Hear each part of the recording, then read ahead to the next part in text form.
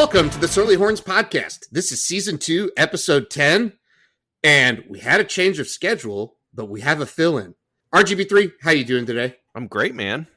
Super excited. We changed the schedule. We're recording on a Tuesday again. I'm going to South Carolina this rest of this week, Wednesday through Saturday. Super excited. Me and the wife, 2 other couples, heading down to South Kakalaki to go eat some barbecue. Probably catch the Rona. So great times are going to be had. And then our guest this week is Josh from the Fire Whoever the head coach is at Texas podcast, which right now it's the Fire Steve Sarkisian podcast. Welcome, Josh. Thank you. I'm glad to be here. I know we've been talking about doing this for quite a while, so I'm glad we were finally able to find a good reason to actually make this happen, because I think for the longest time, I think you hit me up more than a year ago at this point about being on the podcast. So I'm glad we were finally able to make it work. Awesome. Yeah. And not to shit on you, but we did have a former player interview scheduled for today. And said former player, he'll be back. He's sick. We can't say who it is, but it's a big one. Former top 100 recruit. Yeah. Former Yeah. top 100 recruit. So it's a big chunky boy. I mean, I can't blame you. That's definitely a more interesting contribution than I'm going to add here, I'm sure. Oh, we would have had you. We were just swapping you. Yeah, Josh, who's I'm sure is just as athletic, has all the skills, at least on the microphone. So definitely drafted at least as high a position as this player probably was. Guaranteed. So, how about all of this intro music, right? So we started last week with the very, very simple piece of music, and PhD Horn has since taken that and created a whole bass line, drums, guitar. What do you guys think about this intro music? He's the doctor of music now. Yeah, screw PhD Horn. I mean, he's Dr. Beats. Let's go. Yeah, no, it's starting to really come together. Once everything gets blended and mixed well. I know nothing about music except my karaoke talent. Obviously I'm a Max the band leader. Yes. If y'all haven't checked that thread out, y'all have to listen to I'm a Max. Pep death metal phase, I guess is what I'll call it. Even though I don't think you can ever grow out of that. I think that's just with you forever. So I will say this: we're going to give this feedback in the thread, but drop the slide guitars. It was a cool idea in the thread. It sounds like shit. Hey, the other stuff's working though. So obviously the version that we played or we're going to play on our intro, let's work from there, and we'll forget the slides. I'm glad you guys don't pull any punches on that. That's good that you're just willing to lay into people. Just let them know. The people that are working for free. Yeah. Hey, guys that are doing this for absolutely nothing except maybe some positive rep. Bunch of fucking clout chasers. Yeah. Thanks for your contribution. You fucking suck. Fuck around and find out. So tell us a little bit about this South Carolina trip that you're going to be taking. I got this for me and all my buddies. We did one last year. We went to Oregon. We went to wine country. Super nice. That was right when Corona hit. Literally, we're getting off the plane and they canceled the Houston rodeo. Like, holy shit. Okay. Well, whatever. We're here. How do you say that? Is it the Willamette or the Willamette? Yeah, Willamette Valley. Really awesome. It's like a tiny town, and we got this guy to basically, or I guess it was a chick, she took our rental van and just drove us to every single winery in 2 straight days, just every single winery. So you got a nice little wine drunk, got you sandwiches. Really cool spot. But that was when Corona just happened. Like Houston Livestock Show and Rodeo gets canceled. We're getting off the plane. Like, holy shit. Okay. So this is real. So, we're hand sanitizing up. Masks are not a thing at this point. Anyway, we're reliving that from, this last year. We decided, hey, we'll stay closer to home. Let's go to Charleston, South Carolina. We hear great things about it. Super excited to try Rodney Scott's barbecue. We bought these in early December to surprise our wives for Christmas. We're thinking at the time, oh yeah, more people are going to be vaccinated. It's not going to be a big, there's not going to be a lot of people on a Wednesday, Thursday is going to be pretty, people aren't going to be out. Well, what we didn't realize was tomorrow, as we were recording this, this is 3/16. Tomorrow it is spring break in South Carolina for all of the colleges and all of the high schools. And it's also St. Patrick's Day. So we just bought tickets to just a mass spreader event. So I haven't been vaccinated yet. One of my buddies has, but I think that's it out of our group. So I guess we're gonna fuck around. Can you and use him out. as a meat shield? Can you can you just like everybody else just walks behind that guy, and it can be like where he has a tube that comes out and just feeds you guys air. I would say that, but he's like 140 pounds soaking wet when my other buddy is like 6'5", should have played football at Texas. And I'm like, 200 pounds. So, yeah, I don't think he's going to be blocking much of anything. It's like when Malcolm X tries to block somebody, just immediately pass through. So, next week, next week's podcast probably going to get delayed because RGB3 probably got the Rona. So hopefully this is the one prediction that I'm wrong about again. Yeah, you haven't been wrong on any other predictions so far on this podcast. Ever. So No. It's all up here, guys. Crystal ball. Let's go. Show me a loss. Show me a loss. And I'm pretty sure you don't need the vaccine once you have the antibodies. So, you're really getting a jump. You're kind of cutting in line if you get right down to it. It's like a chickenpox party, like, where all the parents used to take people to, if one kid gets chickenpox and they have a big old party and everybody gets chickenpox. Well, we're just doing that, but with green beer and good barbecue. So I guess we're just, like I said, we're just going to fuck around and find out. So that is this a barbecue update or a Rona update? If we're doing Rona updates, I got my second vaccine today. I'm pumped. There you go. Yeah, that's awesome. I'm whatever 9 or 10 days away from. I'm just gonna fucking walk around without a mask and have the vaccine card laminated, just hanging from my neck. Just be like, this is my mask, motherfucker. Licking elevator button. Get the press pass badge like you get for getting on the field. Just wear that around the whole time. Just breathing in people's coughs for no reason. Just, I can take this. My body can handle it. I will say though, I had a doctor friend. He got the Rona after getting both shots, so it can still happen. So not to shit all over your fucking parade of getting the second shot, but watch you get the Rona after your shot and me not in this super spreader event. So. Have you had any close calls, Josh, with the Rona? A couple guys at work have gotten it, but I mean, I've gotten to have the brain swab a couple times, gotten to gag on that a few times, and so far I've been lucky. I haven't had anything happen. I don't think I'm even scheduled in my state to be able to actually get vaccinated for the next 2 weeks or so, which is really killing my vibe for trying to go see Godzilla versus Kong in theaters. That's really all I'm focused on this spring outside of spring practice. So that's what I'm looking forward to. Did you hear RGB3's prediction for that movie?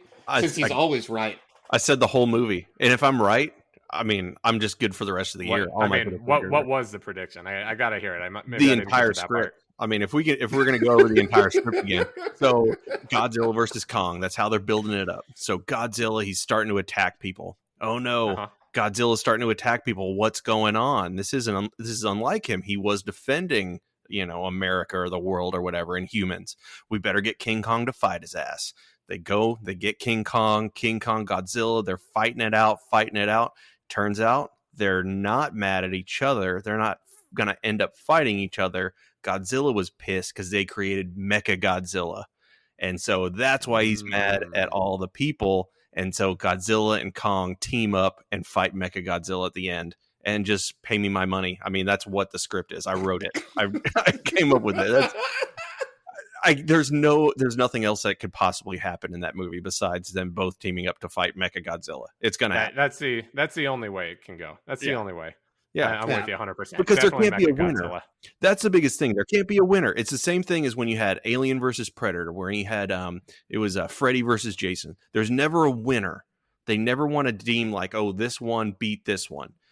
So it's always some kind of draw where they team up and then fight, another big bad at the end of it. Because didn't Jason literally decapitate Freddy at the end of that movie? But then he smiled afterwards. So could it have been? But he has no body. This is some flesh wound shit going on here. This who is knows? Monty Python, Black Knight.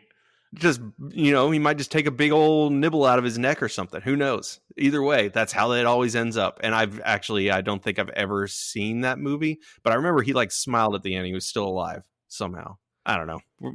Enough about shitty movies. Let's talk about some shitty emails. Yes. Wow. There we go. What a transition. Josh actually is the one that got that dump for us, and I promptly uploaded it and fucked that up pretty good. I'm not very good at technology, apparently.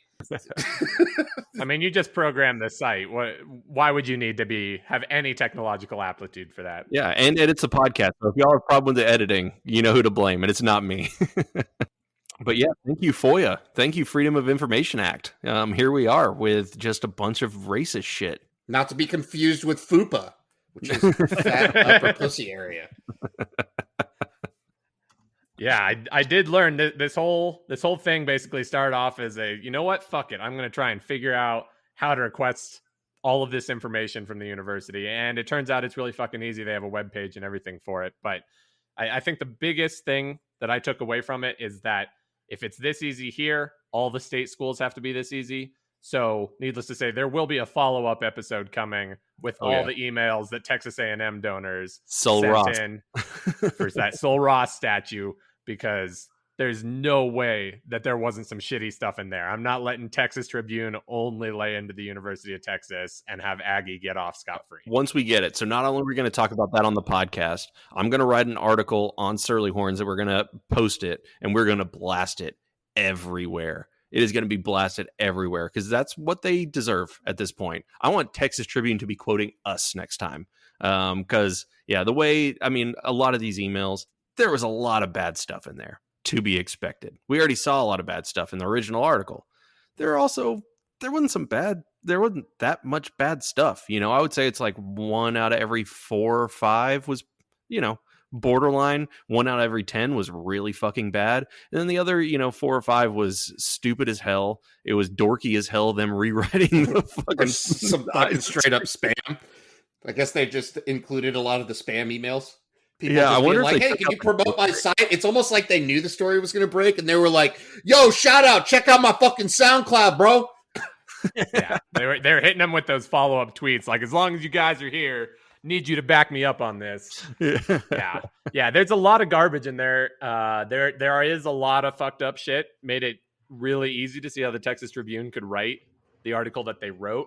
But, I mean, from what I got, 2 files totaling 3,500 pages. So, I mean, even if it is only 1 out of every 10 being some fucked up shit, it's a lot of chances for it to be fucked up. So it's not hard to find that content. But yeah, I think the most overwhelming thing that I've seen a lot of is just stupid people being stupid. Not even racist people, but yeah, the lyrics being rewritten. The lyrics was all best. Of those. The lyrics is great. The mind of Texas is upon you. Hail the orange and white. That's fucking lame, bro. What are you thinking?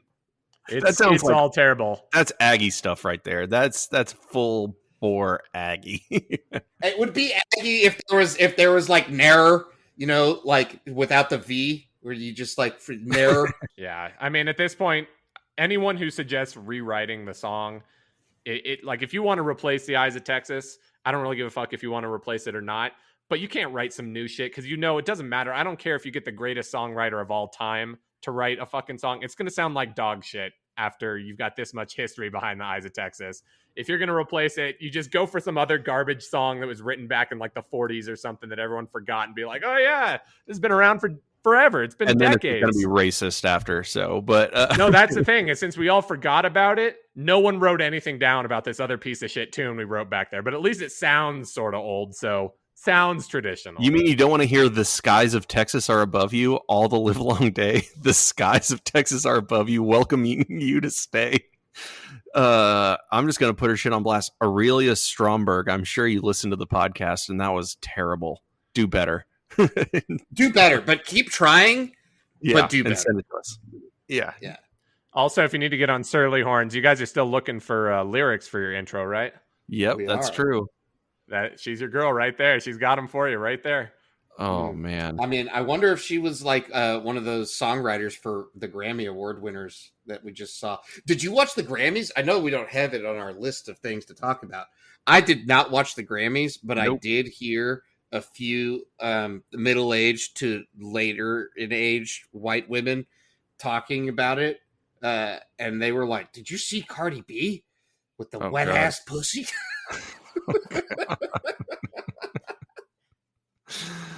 Oh yeah, the WAP is a good conversation starter for sure. Yeah, that song. Imagine going back in like I don't know when Salt and Pepper dropped. Let's talk about sex, baby. Like people were up in arms about that. Macaroni in a pot. That's some wet. That's some wet. Is a lyric back in 1990 that would have melted fucking faces off. Oh my lord. That's a very strong. It's a very strong lyric. Oh yeah. The whole of human existence has built up to the moment where wet ass pussy could be performed live on the Grammys. There's a key component missing to that song to keep it from actually being a great piece of music. Is only one. They should have recorded. Yeah, only one. There's not, yeah. This is the thing that would have made this song legendary and iconic for like Aliens and the Future State, where we like, you know, put it on those like impenetrable discs. It's there should have been a pot of macaroni that they actually just fucking make the sound. Just stir it. Yeah. Just stir that pot of macaroni on track.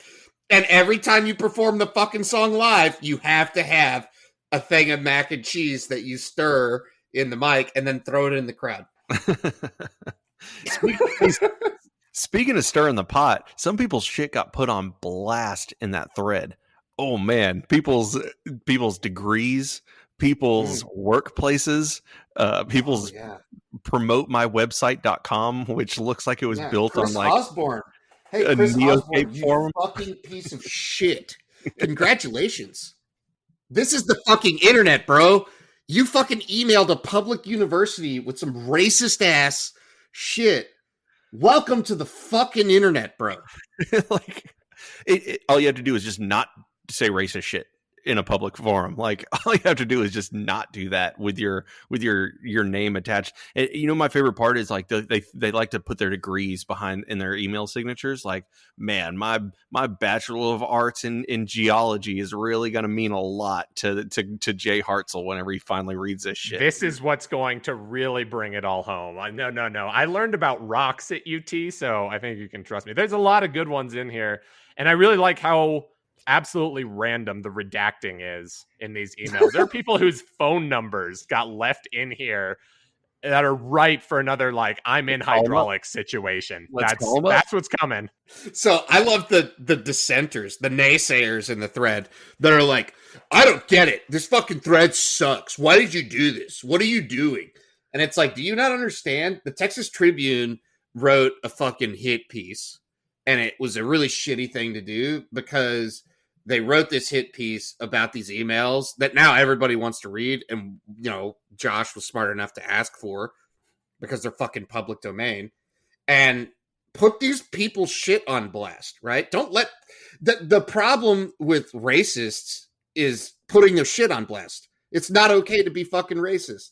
So don't send fucking emails to a public university being a fucking racist asshole and expect the full force of the market to be like, yeah, fuck this person. Yep. I mean, that's what it is. It's these closet racists that are part of the things that, perpetuating the stereotype of what the Texas Tribune wants to write about. It's these people that, oh man, they're hiding under every single person that sent an email probably thought that was fully anonymous. They did not expect that to get put on blast. You're part of the problem. If the shit that you say at home, I don't care if it's, you thought it was an anonymous platform. Fuck you. You're racist. I don't care even if you're thinking it. It's a racist thing to do. Like, just don't do that and you won't have your shit put on blast. So congratulations. This shit will be out there forever and as it deserves to be. Just do better. Yeah, because I'm hosting it.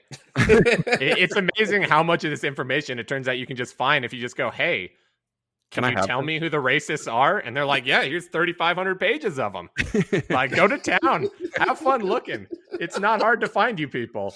Yeah. Oh, it's interesting because these emails are going to take quite a long time to get through, and we're talking about some of the funnier things that we just found in the first. Well, Josh here has read 900 pages of them. I don't think that we quite got as far into the second version, but there is going to be 9. There's content for days in there, and it's really just fascinating to me that these people don't understand the internet at all. Like, you don't understand how any of this works, or like why this is happening to you, or any of that. The good news is, you can apparently be a huge asshole on Surly Horns, and nobody knows who your real name is, because I actually take security seriously. But I will put your shit on blast if you start saying some racist shit on Surly Horns. My favorite were the emails where some guy at his workplace or whatever decides to be a badass and show his friends like, oh, I'm going to fucking email the president. Watch this shit. It's going to be badass. And CCs every single person and literally lists them off and says, yeah, all of these people agree with me, and just says the most racist shit to Jay Hartzell and tags all of them, and then has his professional email signature on there so I can be sure that I'm about to talk shit about the right person. I'm going to add them all on LinkedIn, every single one of them. I want them all to know when it pops up like so-and-so has been viewing your profile. They're going to know that that's why I was looking. I wonder if there's a way on LinkedIn to just like actually make a profile that it seems like real, like a person's name, and you just add a bunch of these random racist fucks, and then after you change the name to "I'm a piece of shit racist," just put like something as the image, so that way when it's like friends in common or like whatever, it's like this person has been tagged as a racist. Yeah, no, we'll do a Surly Horns business page, and we'll follow nothing but every single one of these people in there, and then eventually we'll just change it to "if I'm following you, you're racist" at the end of it. You gotta get in on the endorsements page. If you can add in being racist as like one of their skills and just get a bunch of people to pile on, that way it's the top skill that pops up for them. I also, I feel strongly about the Longhorn band situation as well, and them not showing up and whatever, but not to the point where it's like, man, fuck these kids, take away their scholarship and get them out of school. It's like, what the fuck are you talking about, man? Just like, if they don't want to play the song, I agree, they probably shouldn't be in the band, because it's not really their fucking call. But that doesn't mean they can't go to school and whatever. And then everybody's acting like these fucking kids are on some full ride or something from playing the tuba. That's not how the fucking Longhorn band works, people. It's mostly like, if you get a scholarship, it's usually like enough for books and shit. We've had plenty of people that have been in the band on the site, and they talked about it in that abortion of a thread.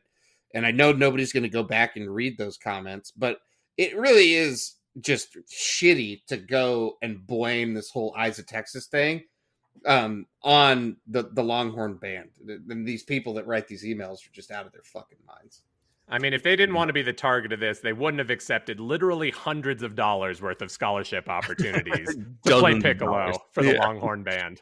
People think that Sam Ellinger and some 4-string tuba is getting the same amount of money. Yeah, that's how that works. Just wait until that name, image, and likeness stuff goes through. Those tubas are going to be rolling in it. There's going to be a flute player on the cover of NCAA 22. Sousaphone. The lead sousaphone is going to be in the commercial for Covert Motors, hitting you up with that F-250 for the next recruit. Yeah, it's going to be big. Playing the fucking cello. Yeah. I mean, if anybody can even in the podcast thread reply, don't fucking cheat and use Google and shit. Like, if you can give me the name of last year's drum major, I'll be fucking impressed. So don't act like these people are just these super outspoken leaders of the community. And well, like, fuck off, man. They're a bunch of dweebs that play in the fucking band, and they do marching band shit, and they kind of like football, but maybe not. Maybe they just like to fuck themselves with flutes. Who knows? They're nerds. One time They're in band nerds. Whew. We should probably move on before we get into some cloakroom shit, right? Oh, it could get real dark, so No I'm in favor of sliding on. Sliding on in to talking about what's going to start on Monday of next week. Spring practice. Holy Football. shit. We're back, baby. Already. I've never Thank been this God. excited. I've never been this excited for a spring practice, including Tom Herman.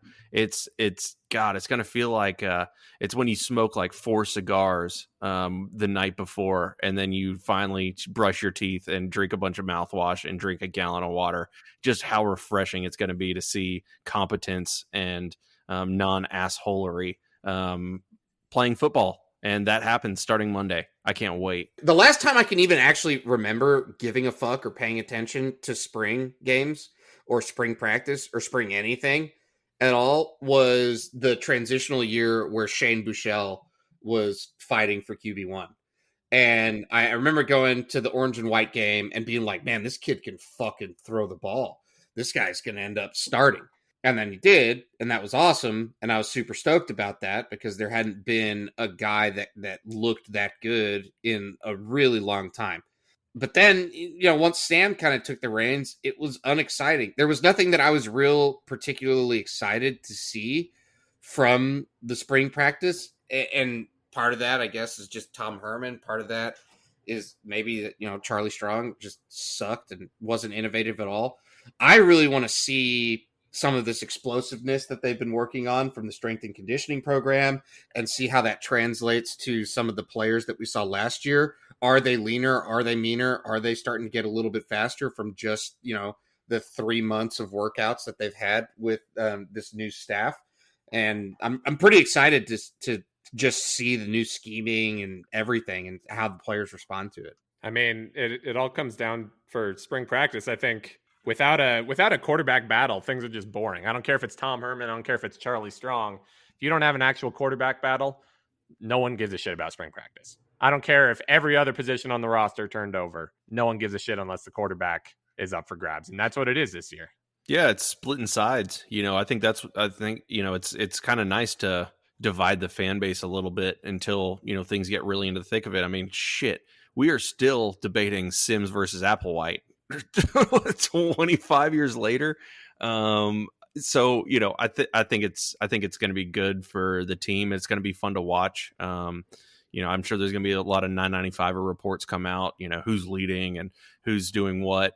But really, I think my favorite thing is just going to see the innovation. Like Amamek said about the explosion. I want to see the innovation, but on the offensive side and the defensive side, because it's been a while. I mean, we've seen Charlie Strong, the shittiest offense you've ever seen in your entire life with Sean Watson. And then, with Tom Herman, he added a couple of wrinkles that first year, maybe changed a couple things up the second year, and it's just stagnant from then. So it'll be nice to see some offensive innovation finally. That was the most excited I got for a national championship game that Texas hasn't been in years and years and years. And if we see any kind of that creativity in spring, that's going to be awesome. But not only that, but the defensive creativity as well with PK. I don't think a lot of us have watched a ton of PK film from Washington. They played in some big games, and obviously if you're still up late drinking, and you'll throw a Washington game on at 10 o'clock at night, but it's going to be cool to see how he mixes his fronts, how he interchanges personnel, how he uses certain players in different ways that we just frankly haven't seen. Chris Ash was just so vanilla, which was great. It let athletes be athletes.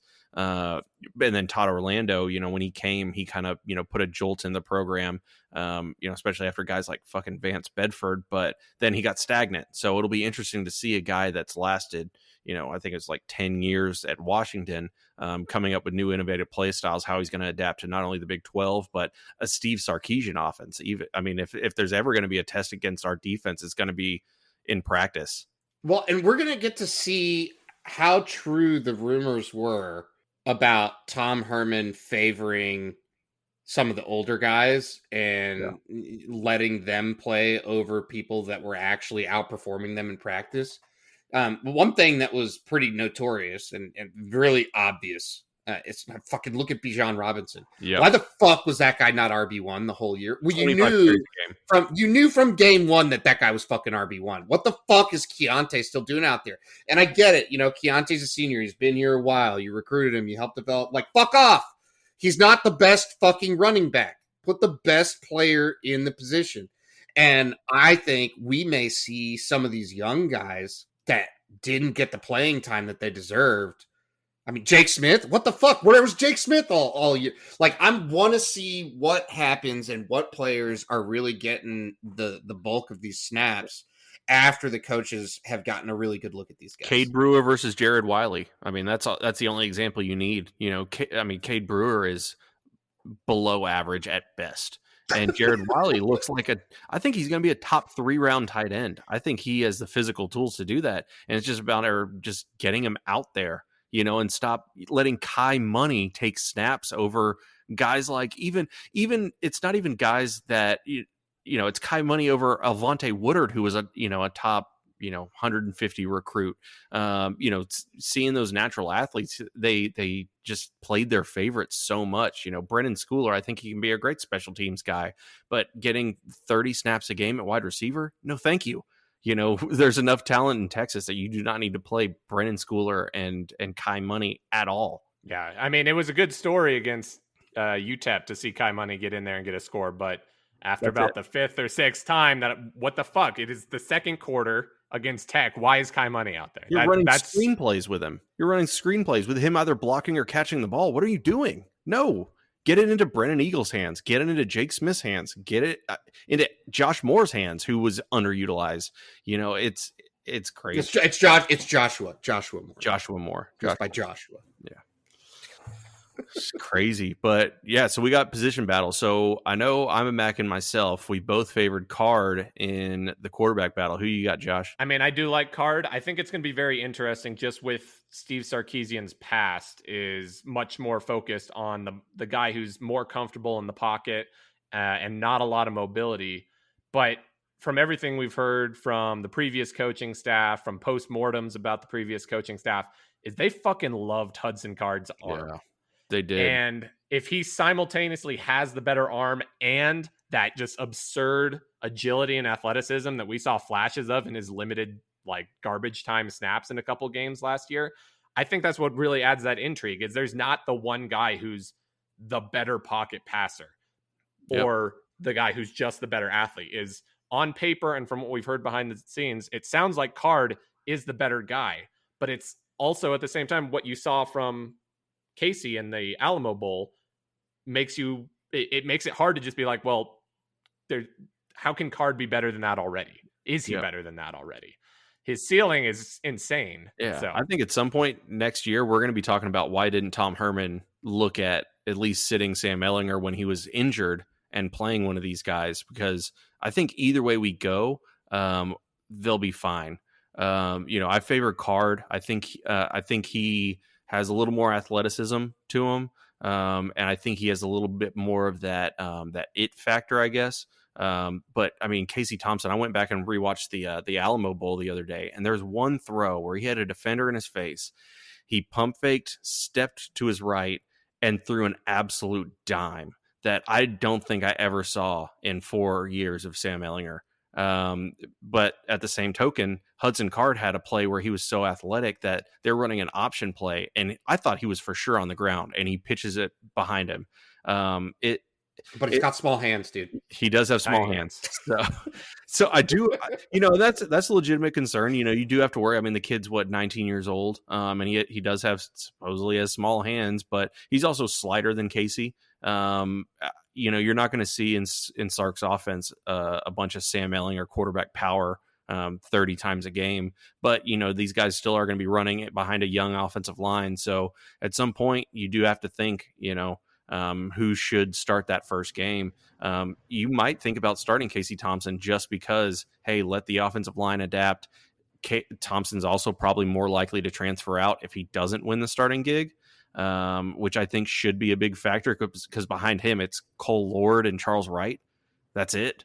And I can't remember the walk-on's name, but yeah, it's pretty bleak behind them. So either way, it's going to be really interesting to see how it plays out. Yeah, I really hate that feeling of when it seems like your decisions are being made, because if you give the job to one guy and the other guy steps up, that the other guy's going to transfer out. And I hate that feeling of being sort of handicapped by that.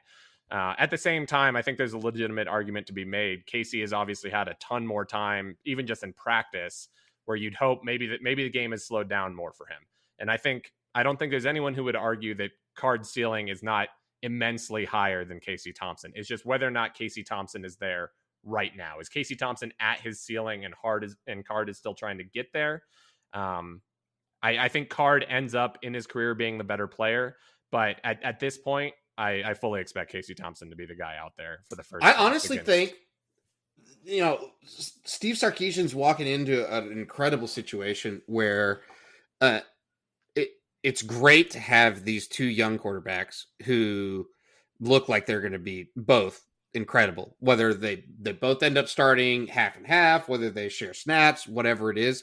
I think that Sarkisian can actually get pretty creative and alleviate some of the necessity for the quarterback to carry as hard as Sam Ehlinger did the last 4 years, because he's actually going to use Bijan Robinson and this elite backfield that Stan Drayton is putting together.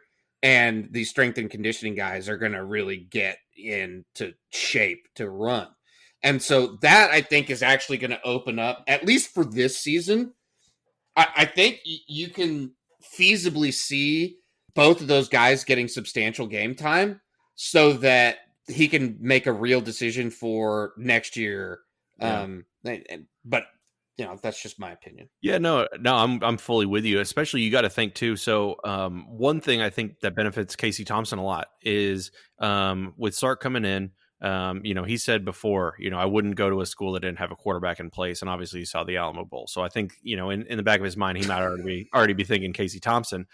But at some point, I'm sure they put feelers out about Hudson Card, and I'm sure they probably recruited him in some form or fashion. I think one of the biggest things that you look for now is that redshirt year, or the COVID year, getting that extra year of eligibility. So now if you're looking at Casey Thompson as redshirt junior and you had 2 years with him versus 4 years of Hudson Card, who are you going to pick if the battle's close? Now you have 3 years of Thompson and still have 4 years of Card. So, how does that factor in of, hey, look, if Casey Thompson is clearly the better guy and I still get 3 years out of him, let's make him the guy versus, oh, crap, he only has 2 years left. Hudson Card, he's not as good, but I get 4 years out of him. He can develop more. Let's go ahead and give it to Hudson Card. And if Casey Thompson transfer out, that sucks, but there it is. So I wonder how the that time frame, and not just this year, but the following year, is going to be impacted with this quarterback decision that's coming up in a month. It's crazy. And then we've got to figure out who the hell they're throwing the ball to, right? Because there's a basically greenfield stable of wide receivers, with the exception of Joshua Moore, pretty much. You had Whittington and O'Mary like a little bit, but they were never, the number one guys or even really the slot guys. They were just rotated in. Nobody was a true starter last season. Yep. That was Herman's, I think it was one of his biggest downfalls as a coach, was just how often he replaced people. It was just constant, just switching out and taking in, Bijan Robinson would get into, kind of a rhythm and then take him out. Joshua Moore, get into a rhythm, take him out. And, Brennan Eagles, 3 snaps, take him out. And it's just like, you can't build, any kind of sustainability. You can't begin to pick on, a defensive starter. Hey, look, I found a mismatch in the defense. Hey, well, guess what, Joshua Moore, you had your 3 snaps now. Come out. I need to play Kai fucking money. So, they have so many guys. So Jake Smith, Jordan Whittington in the slot. Troy Amiri, I can't wait to see him from everything we've heard. And then I've always been a huge Marcus Washington guy. Coming out of high school, I thought he was going to be a starter immediately. And then you have Joshua Moore, and supposedly they love Kelvonte Dixon, Keontae Ingram's younger brother, too. So I know he has got a lot of speed, and he caught a touchdown in the Alamo Bowl, too. So there really is a lot of talent for 3-4 spots. Yeah, I think the biggest thing that I'm looking for is going to be seeing that transition to the speed. Herman had that big obsession with just those big body, theoretically big catch radius type guys. Colin Johnson. Yeah. Colin Johnson, exactly. Colin Johnson, Jordan. Or letting Brennan Eagles stay out there even when he's getting hit in the face with the fucking football and not catching it. We just didn't have a lot of those guys who could just get away from people. I think if we're able to rely on that more, get Jake Smith out there regularly, because he seemed like last year about the only guy we had who could beat man coverage, not counting managing to scheme Jordan Whittington open because everyone, including us, fucking forgot that he existed last year. So just finding creative ways to get that speed on the field, get Josh Moore out there, get Jordan Whittington, get Jake Smith all out there, and then have that one spot for a guy like O'Meary, who is more in that mold of being slower, but he's got the monster catch radius. I just want to see how those things get deployed for the wide receiver core. Well, who knows if they're going to still be like, you can't really take last year's speed or anything from, I mean, who knows what the fuck they're doing, right? We had Caden Stearns run a fucking 4.4 something. Yeah. At the pro day. What the fuck are they doing with the strength and conditioning program now?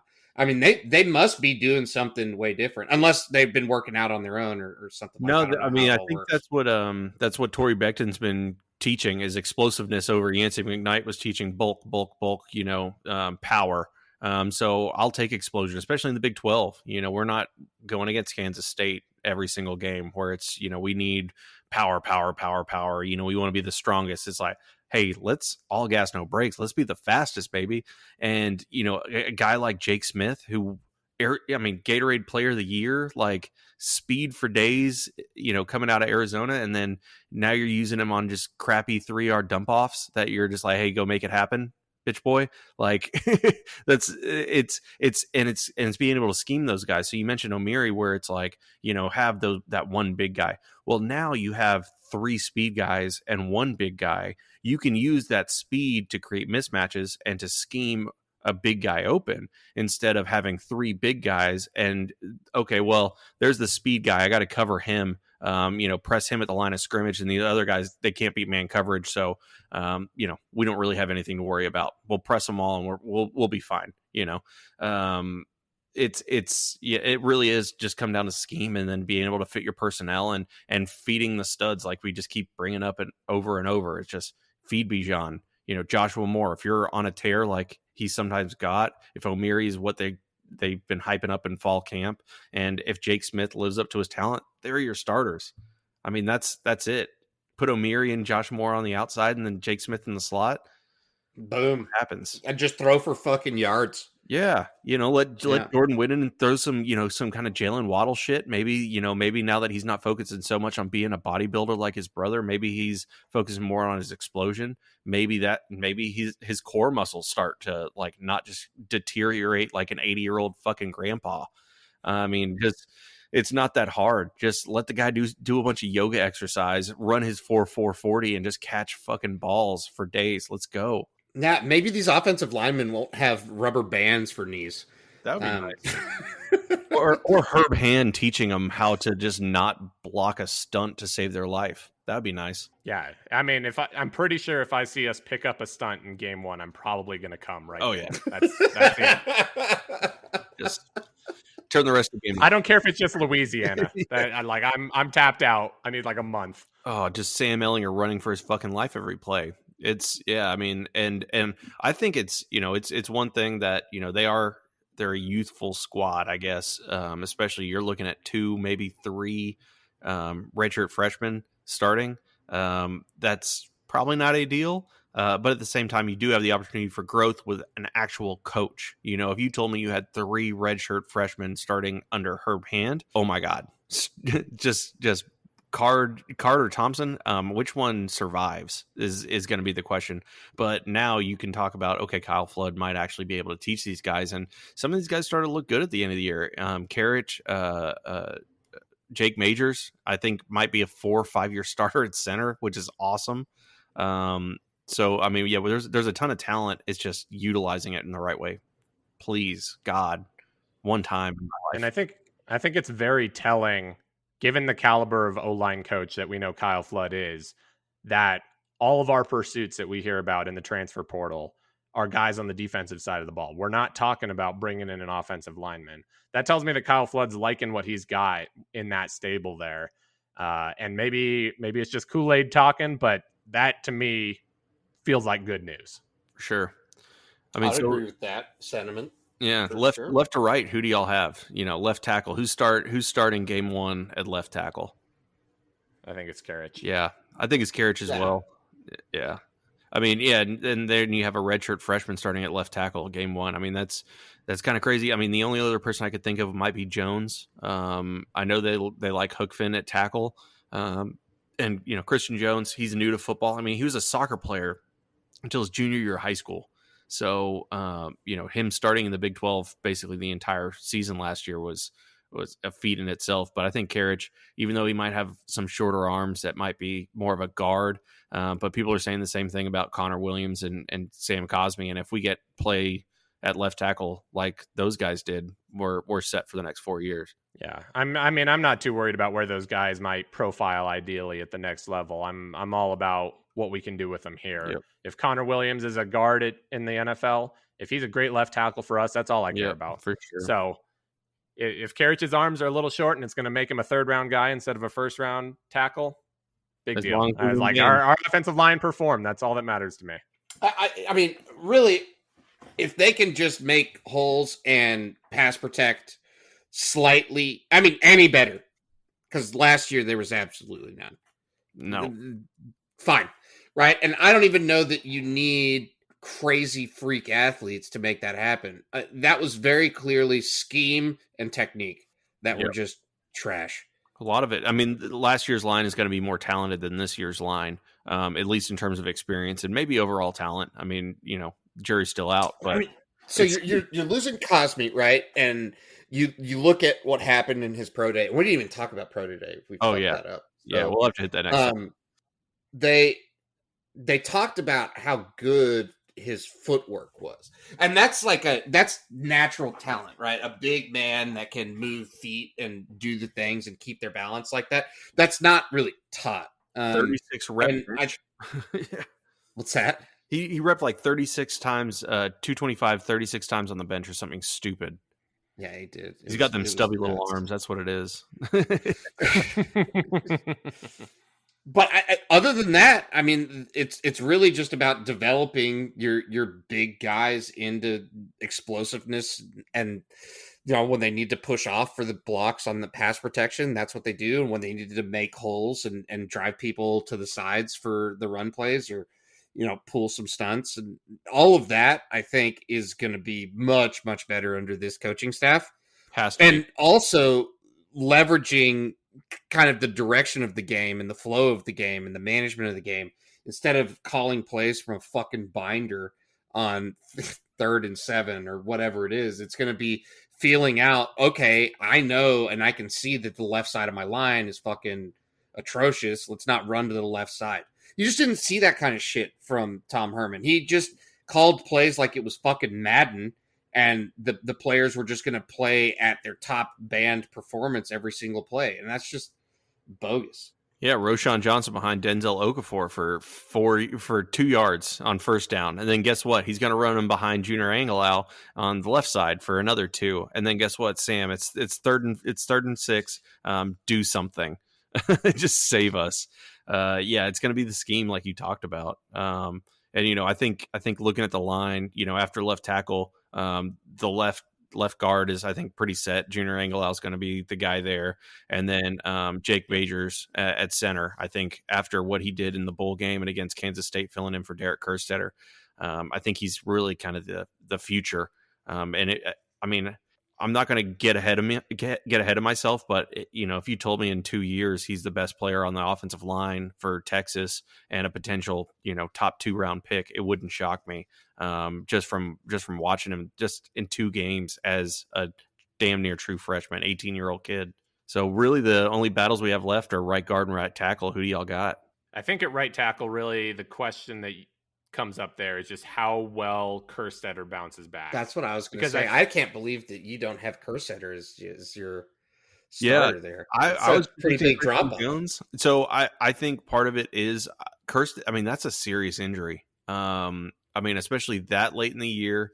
I think, if I'm picking game one, who's going to start, I think it's going to be Christian Jones. It's solely because even when Kerstetter comes back, I mean, that injury was so severe. I mean, people were saying they were like crying looking at his fucking leg. Like, that's a problem. And it happened so late in the year. I don't expect him game one. Do I think he's going to start at some point? Absolutely. And do I think he would be the literal perfect guy to play every position on the offensive line? He's your sixth guy. I think if you have Kerstetter with his experience, he could, hey, guess what? Karich goes down for a game. He sprained his ankle. Kerstetter's in there.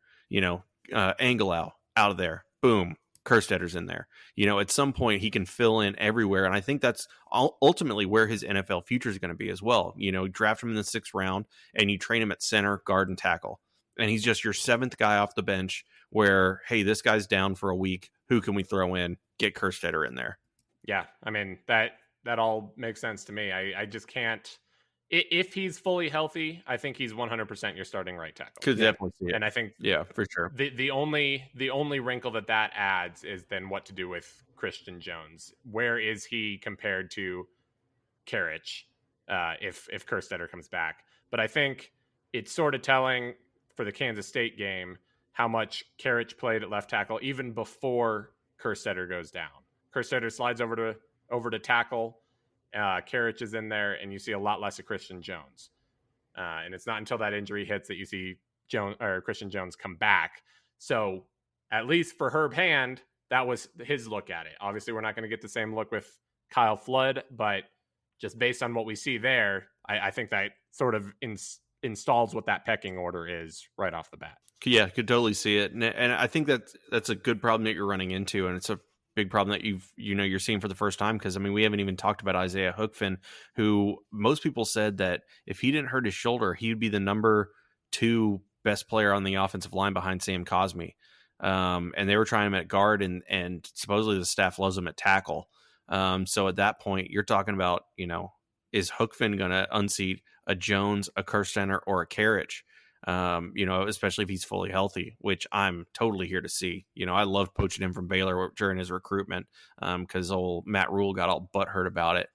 So I would love for him to, find a starting spot. And then same with Tyler Johnson. I've been waiting for him to break out and be a starting guard for a long time.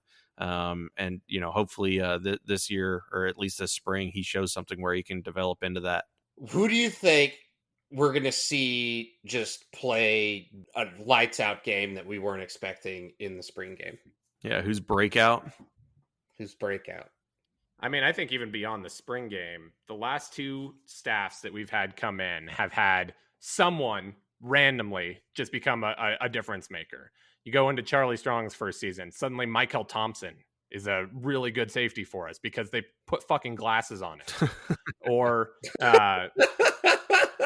who was it with Herman? You had Beck kind of break out. There's a lot of those guys where that's what I'm interested to see that one guy who doesn't just flash in the spring game, but flashes the entire year. Like some guy who's been on campus forever. It might be a guy like Alvonte Woodard, or maybe Cade Brewer. Maybe somehow something just gets unlocked in him. Jeff Banks is just like, holy shit, I figured it out. I don't know what Herman was doing, but it's so fucking obvious to me. He took him to the Yellow Rose one time to see Pole Assassin, and it just unlocked something in his brain. He learned how to get freak nasty, and it awakened something within the man. Yeah, no, yeah, I think for me, Jake Majors, I already kind of waxed poetic all over him, but I think he's gonna open some eyes, and if it's been center has always been a position where you do look for that leadership on the offense, besides quarterback. I mean, it was Zach Shackelford who, led the team starting just straight out of, was it Temple or Belton? I can't remember. And starting 4 years. And, I think if you get that same guy out of Jake Majors, that's fantastic. I'm going to hope that it's the guy who breaks out is Tyler Owens. Great. Just because it's going to make so many Aggies online fucking furious, baby. Because at this point they've just gotten to be angry and feel like they have been vindicated with his lack of performance at this point. I would love to see Tyler Owens step up, whether that's at safety or whether that's through a position change to get him to be a playmaker somewhere, be a nice pair with the Marvion Overshone. You have that sideline to sideline stuff at both linebacker positions again. Something like that. I'd like to see Tyler Owens have a breakout year. I just want him to move to linebacker. He should have been there last year, but yeah, no, I would love to see that for sure. What about you, Mac? Who are you looking forward to seeing? I keep coming back. I know it's just because he has my son's name, but I think Gunnar Helm is just going to come in and do fucking crazy shit. That guy's enormous. It's a big dude. He's only going to get bigger. And he's fast. Hey, that's a big tight end room to break out into, though. I mean, if he can beat out somebody like Braden Liebrock, Malcolm Epps in his first year as a true freshman, all for it. You know, that'll be great to see. And then, yeah, I mean, Jatavion Sanders is still in that room, as well as Cade Brewer and Jared Wiley. So that's a stacked room, and that's not even saying Juan Davis's name, who has probably the best hands on the entire team before he stepped foot on campus. So. Even though I think he might end up moving to defensive end at some point. He's got the build for it. So, yeah, and we've got a lot of need out there, especially with Osai moving on, Bimage or whatever, hitting the portal. I think there's a lot of need to find that edge guy. So it wouldn't surprise me to see a couple of those guys outside of just Jatavion Sanders, who's supposedly going to get looks both ways. Oh, yeah. I mean, Nate's a freak. Yeah, he can play wherever hell he wants. Just say, yes, sir. I want to play quarterback. Yes, sir. Here's the ball. See ya, Hudson. We got more stuff to talk about. Some more spring sports to talk about. There's baseball going on. We beat the shit out of South Carolina. And I can't wait. South Carolina. Undefeated South Carolina. Top 10, I think. And I can't wait to wear all my burnt orange into Charleston, South Carolina, because I know they take their baseball seriously there, and I'm going to be talking that shit with that sweep. I need to carry a broom. Yeah, that was interesting, and it was going on like during the basketball game too, which it was great. Oh yeah, I mean, how the fuck we got it so wrong? Oh yeah. We got it so wrong. Just stop me. Although we did clean sweep Kansas for the season because they are quitters. Yep, 3-0. Yep, they quit on. They quit. Yeah, they just didn't feel like playing with 4. And then we won. I mean, first of all, the Tech game was awesome. That was a great, just fantastic game. One of the best games I've watched all year. And then we beat the shit out of Oklahoma State. I mean, yeah, it wasn't even close. It really wasn't that close. I mean, there were a couple, hairy moments every now and then, but I mean, I never felt like it was ever in real danger. But Big 12 champs, first time ever, crazy. You felt a lot more confident. I was sure. I've sat through enough Longhorn football. I was ready for Cade Cunningham to break some hearts. So I knew exactly what was going to happen. Is because I literally said on last podcast, guys, there's no fucking way we're going to win the Big 12. The second I said those words and I started to watch us in the Big 12 championship game look halfway decent, I said, hey, guess what, dickhead? You're wrong again. Just stop predicting things, you dumbass. And then a 3 seed. Yep. So it looks like the Nationals, at least from the national perspective, they're still pretty high on Texas. I saw a guy pick him to go to the Final Four. I can't remember who it was, what analyst it was, but a couple of them picked Texas go to the Final Four in the East. So that's fucking crazy. That's crazy. That's crazy. I have my bracket is so fucking stupid and homerish. I have Texas winning. Somehow I wasn't even looking at where the picks were. I have Texas beating Baylor in the final, which would probably not. That'd be a weird final in general.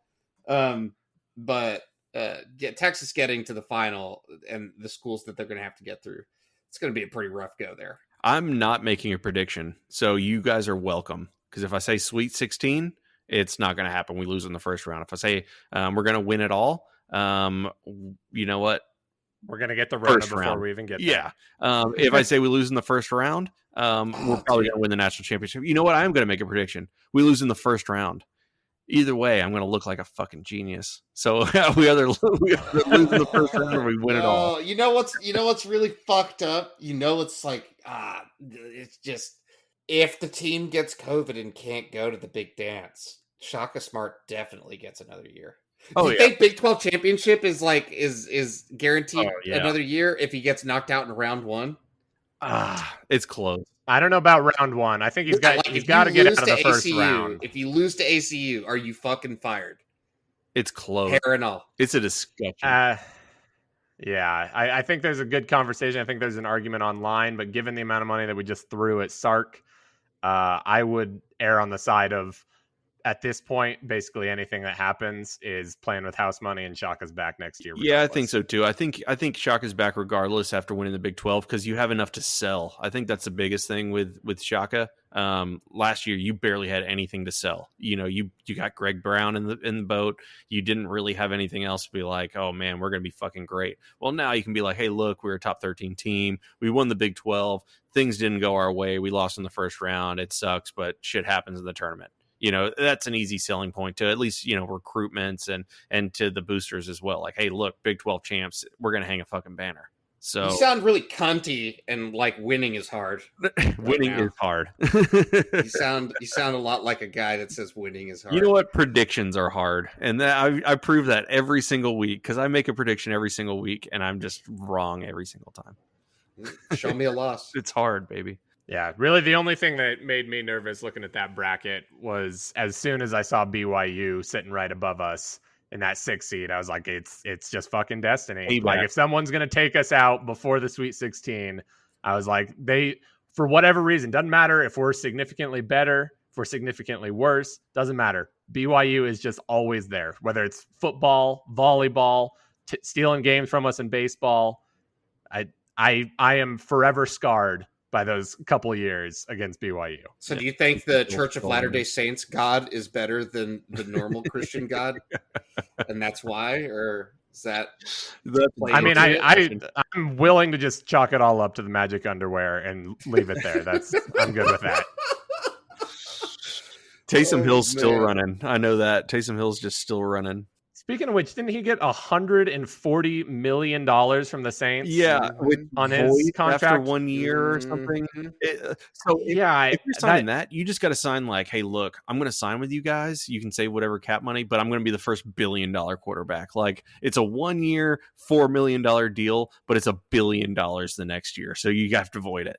Like, if you're going to do the man has to have some sort of Bobby Bonilla like contract right in there somewhere. I just can't believe that this guy, like, I get that New Orleans loves him as some sort of gadget, do everything type player, but when he was out there playing quarterback as the only quarterback when Breeze was out hurt, he was not $140 million quarterback. Deshaun Watson's $156 million. So I got to clarify. So Taysom Hill's contract's not actually $140 million. So it's like $11 million this year or something like that, which is still crazy fucking high. But it's, backup quarterback. I think Tyrod Taylor has 12.5 or something like that. So it's still backup quarterback money. So the remaining 3 years, they all void at the start of the new year next year. So basically, it's an $11 million this year, and then he can be either cut or extended for whatever contract that the Saints want. So yeah, after this year, they can cut him and it costs nothing, or they can extend him for whatever contract that, they agree to, basically. So basically, it's a voidable contract that only matters. The crazy part was the $140 million, which was like something to do with their cap. I don't know. They're still like $34 million over the cap or something stupid. So I don't know. Either way, it was fucking crazy. And he's not a quarterback. He's terrible. I mean, it's just awful. So let's talk a little bit about recruiting. Do we have to? Unfortunately, there's not any fucking good news. Yeah. We were all gas, no brakes. And last week seemed a lot like a fucking brake pedal to me. This is the gas portion of the offseason because we lost our TikTok star, man. We lost Evan Stewart. That sucks. What a kick to the dick. He's not gone yet. He's just reconsidering. It's a separation. Yeah, it's, your wife left. She's going to go fuck 5, 6, 7, 8 other guys, maybe a couple women, and then come back maybe. I mean, they always come back. That's how it works out in the movies. So hope our dick's really good that he can taste 7, 8 other dicks and then come back to ours. That would be great. But that's it for recruiting news. Other than we'll talk about Malik Murphy. Oh, I mean, a fun side note as far as recruiting is concerned, I've got everyone's least favorite recruiting edit maker crying in my DMs because I talk shit about him on Twitter. Hayes Fawcett? I still haven't responded, and it's driving him up a wall. He blocked me, and I never even said a word to the Get kid. him on the podcast. He should have made my Cowboys commitment video. That would have been great. But yeah, get him on the podcast. It's terrible. Thujon does better with Microsoft Paint than that guy does actually getting paid money to make commitment graph. And I said something to the effect of, because what was it? There's some kid in the Texas Twitter sphere made this terrible fucking edit. So I retweeted him and just basically talk shit. Said, if I ever make an edit this bad and tweet it at a kid, like, just fucking shoot me in the head. Shoot me in the head if that's the direction I go. And there was a set of people that lost their fucking minds. And basically the way I defended myself is like, look, if it makes you feel any better, I'll talk shit about Hayes Fawcett being slimy because he fucking is. And apparently somehow, without me actually adding Hayes Fawcett, he's up in my DMs crying about, like, how am I slimy, bro, huh? They just asked me for this shit, man. I'm like, dude, I'm not even going to fucking respond because I know it's going to piss you off even more because it's all just ego for that guy.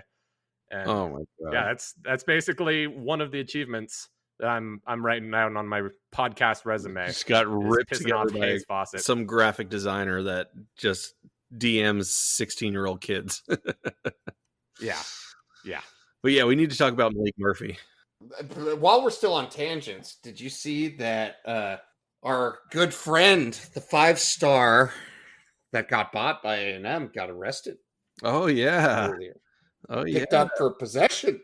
Yep. And to steal the joke that it seemed like everyone online was making today, DeMoss had more possessions this offseason than he did all of last season for the Aggies. Woo! Sucks to suck. I think I saw that joke like 100 times, and I'm pretty sure I made it twice. So everyone, I don't know where it started, but everyone agreed this was the joke we were all going to steal. It's so easy. So I got to know. So the big thing about this kid is well known. He's a 5-star. So some of my Aggie friends that they barely pay attention to football, the 2%ers, they know who Demon Demas is. Does the College Station Police Department not know? Because he had less than 2 ounces of weed on him, and he's getting arrested for that. It's either one thing. They're either dumbasses that, they didn't know who the fuck he was. Jimbo's not calling any favors and probably wants the fucking kid gone. The kid might already be in the fucking transfer portal. Or he did something so fucking bad that they're like, hey, look, this is some bad shit, but we're just going to bust you on a weed charge. It's a misdemeanor. Fair. So I don't know what happened. I doubt we ever get the full story, but pretty fucking stupid. You know what we could do?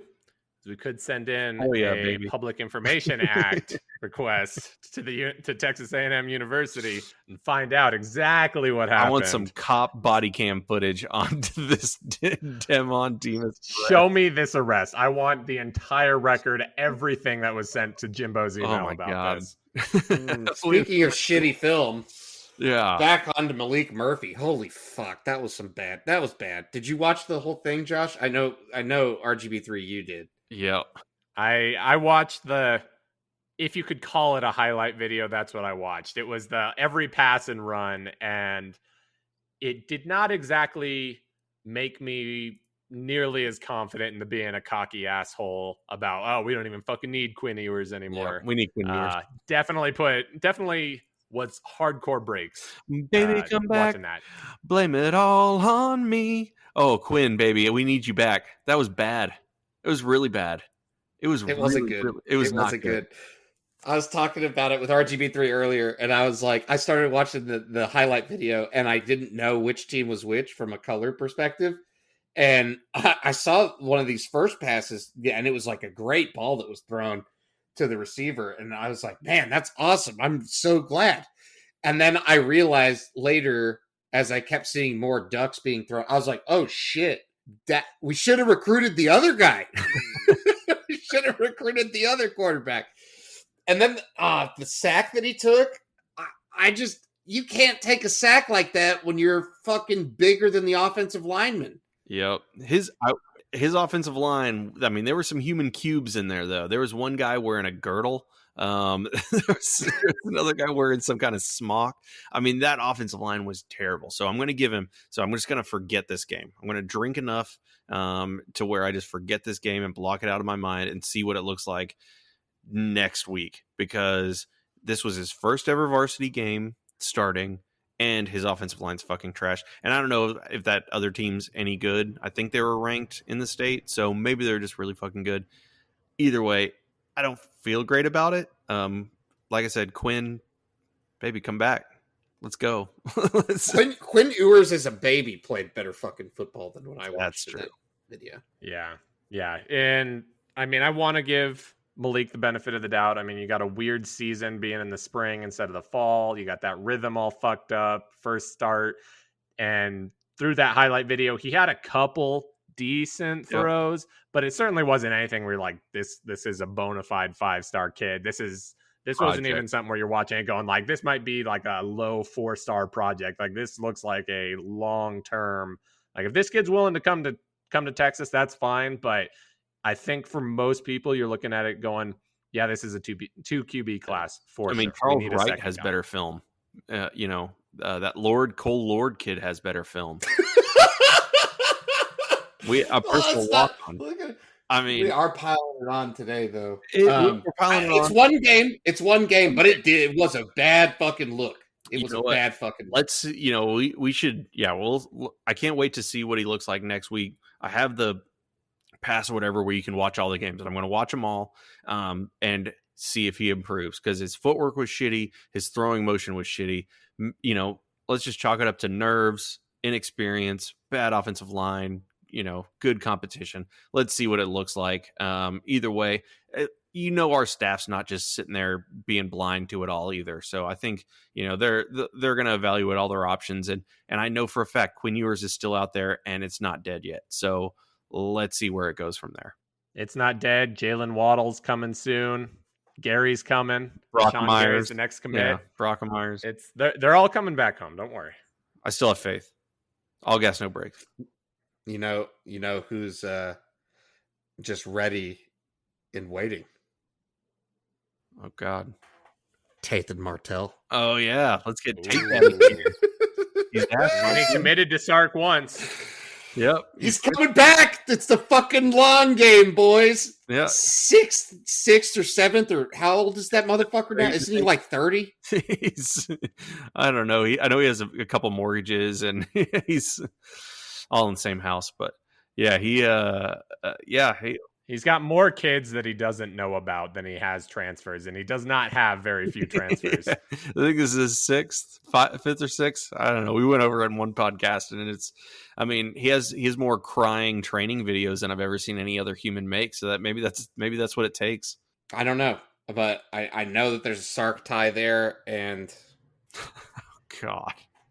I can't imagine hey, you know what? That's what we're looking for. This is a podcast game, baby. This is content. That's what we're looking for. Is content. Tathan Martell, come on down. You're not ass in my book, baby. It's ass, my dudes. How did the community react to your stupid commitment? They said I was stupid. So if you missed last week's episode, I decommitted from the Houston Texans a couple months ago, and I recommitted to the Dallas Cowboys, just like a big dumb baby idiot. So my wife loves it. My friends think I'm stupid. The posters think I'm stupid. I think I'm stupid. So at least the wife's happy. So we'll go from there. I'm fine with it. I bought a jersey. I'm. Did you buy a Dak? Did you buy a Dak jersey? Which color did you get?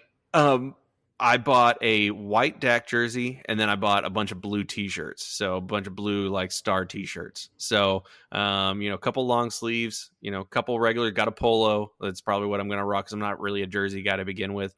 But yeah, I got a white Dak jersey. So you know what? I'm just living the life. One of my buddies, diehard Cowboys fan.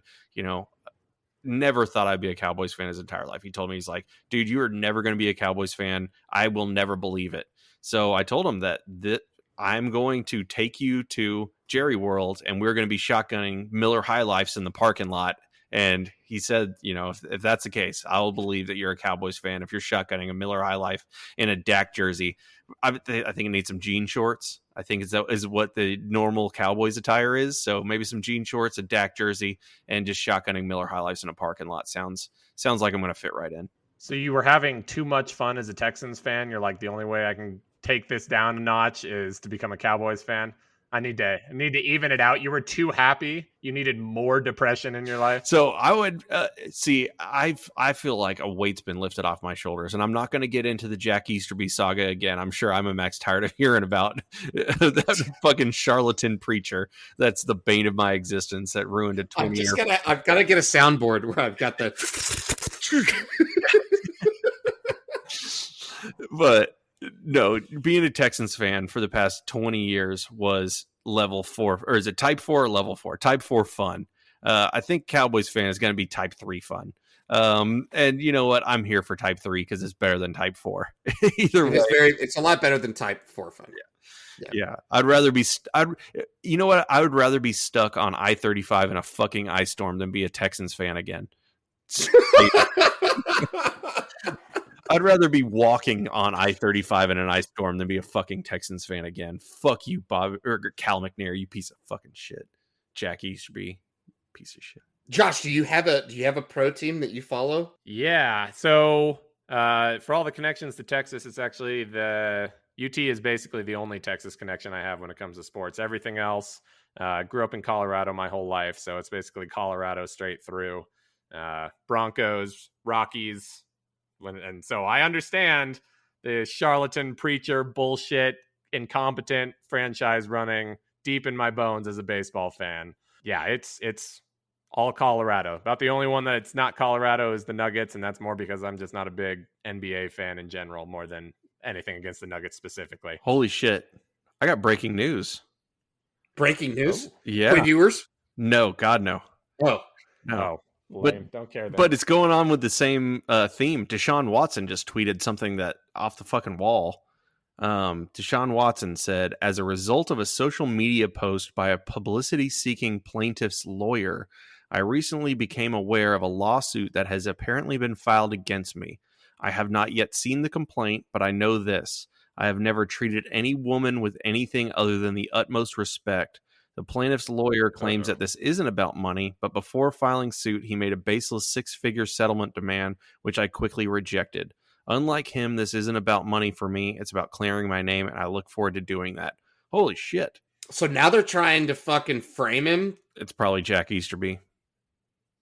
It's Jack Easterby. He fucked me in the ass. Got tired of having to answer the phone about Deshaun Watson. So if every team in the league thinks that he's a fucking sexual predator, they'll leave me alone and stop calling. That's all the thought that went into that right there. That was it. That was a smart play, Jack. You're a fucking genius, you piece of shit.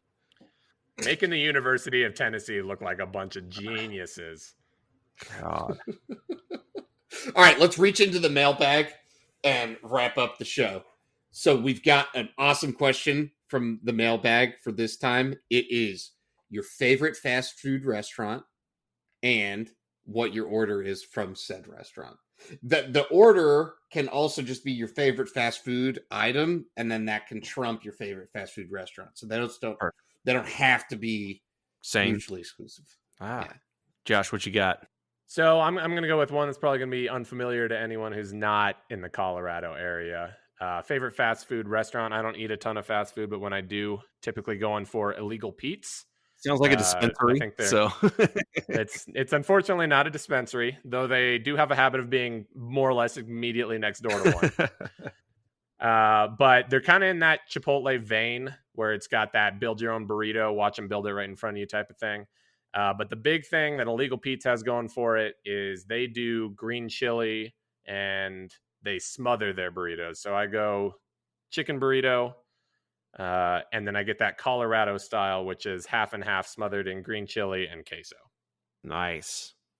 For me, sounds pretty good. Yeah. Honestly, I fucking hate green chilies. I don't know if that's a hot take or not. I went to New Mexico, and just everything just tasted like green chilies, and it was terrible. I mean, everybody knows that your brain's retarded. That's true. Okay. Yeah, my brain's all kind of fucked up. So my palate's all kind of. You're a very highly regarded individual. Yes, very much so. Mm-hmm. But I think I have a good palate for food. For me, I'm a Whataburger guy, Texas guy. Whataburger, give me the double meat and cheese. Number 2, with bacon. Got to add the bacon. And I love the just regular fancy ketchup with fries and a big old Diet Coke. But you got to bring the A1 Thick and Hearty Burger back. They lost it. It was basically a number 2 with grilled onions and A1 sauce on it, which is the only use of A1 sauce. You can put it on a burger. Don't put it on your steak. The best burger on the fucking planet. When you get that cheese in between the 2 patties, oh my God. You make me fucking hungry. You're making my mouth water. I have not eaten dinner yet. And macaroni in a pot, baby. And I was gonna just go inside and eat some leftovers, but I think now I may be taking a trip to Whataburger. Hey, I'm not gonna steer you wrong. I promise you that. So what you got? So what I've got is I'm gonna go national, right? Ooh, and I'm gonna go with the old, reliable, the staple of fast food. The premier vendor of all fast food, McDonald's. Got to. Love it. But let me blow your fucking mind. Let me fucking melt your brain. Get a Big Mac, but substitute quarter-pound patties. Whoa. Okay, so you're looking a little... Best fast food burger there is. Because it's fresh, never frozen. This is the new quarter-pound patties, not the old ones. Right? The new, fresh, never frozen ones that are actually pretty tasty. So you're making a thick boy sandwich. I like that. Yeah, that's... Yeah, but a Big Mac with replaced quarter-pound patties. I asked for a little bit of extra mac sauce and extra pickles because that's just the way that I like it.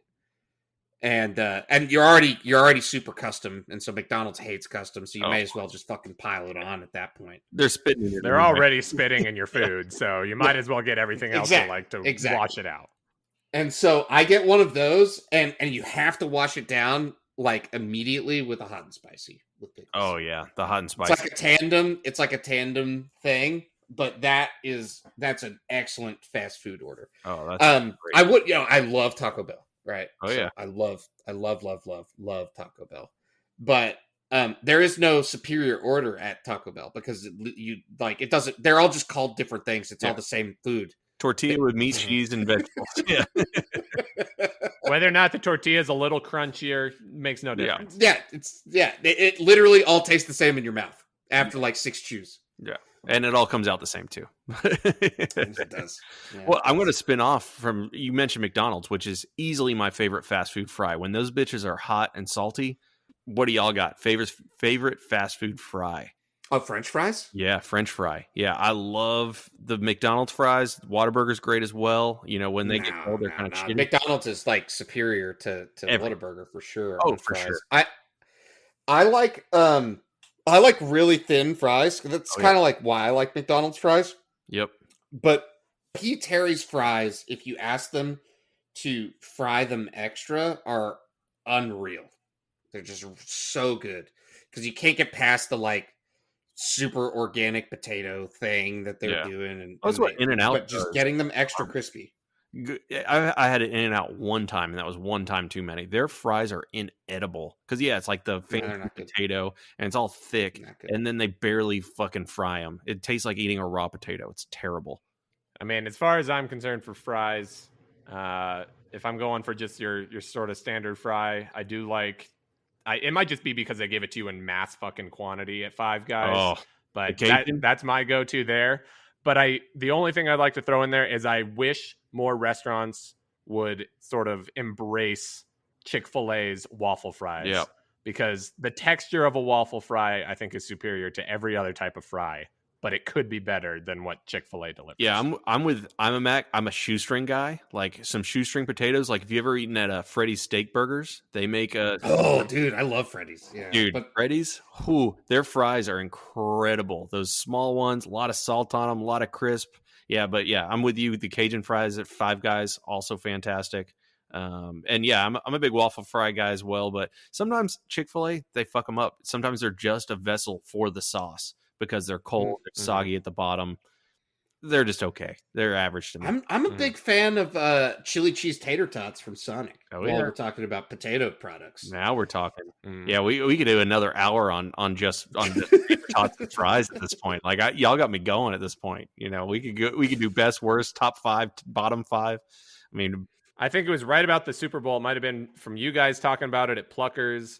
And then for whatever reason, my mom was like, oh, this is what I'm making for the Super Bowl. Everyone for like a week there, all I heard about was, we're making fucking tachos, dude. Tachos. I'm like, what the fuck am I missing? Where did I miss that I was supposed to make tachos this week? Because everyone else did except for me. So I was going to do that. My wife shot it down. We had a couple friends come over 2-3 weeks ago. I told her I wanted to make tachos, but I'm going to smoke the queso to pour over the tachos. And then we were just going to regular like deep fry tater tots. And then I was going to have smoked queso over the tachos. That got shot down immediately. She called me a fatty. So love you, wife. On that note, I think today was a great show. Good job, gentlemen. Yeah. Thanks for stepping in. Got through quite a bit today. Yeah, Josh, shout out your podcast too, the Fire Steve Sarkeesian podcast. We're not doing that name anymore on the board, but your podcast is always a fantastic listen. I always make sure I check it out. Yep. The Fire Steve Sarkeesian podcast. Stuck on Hornscast there with Will Baser, your previous podcast guest a couple of weeks ago. So we're part of Hornscast. Find us on Spotify, everywhere else. I think we're going to get started posting some shit on YouTube here pretty soon. And then follow us on Twitter at the FSS podcast and see us apparently piss off Hayes Fawcett a little bit more. Hell yeah. Yeah. And then stick around next week, guys. We're going to have a really big interview coming up. Not that Josh isn't a great, fantastic guest, but yeah, we have a really big interview coming up for you guys. Hopefully he's feeling better and can give you all some more great content.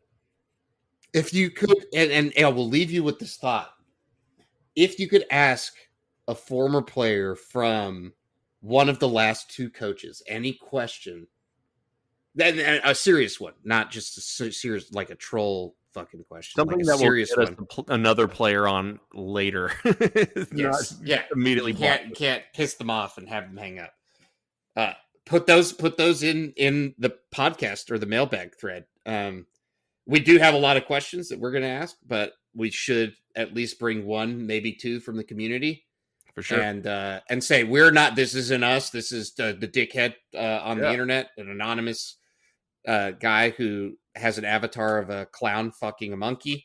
That's who this guy is. So a representation of his character. And we can ask. Absolutely. Anyway, with that, hook 'em. Hook 'em. Hook 'em.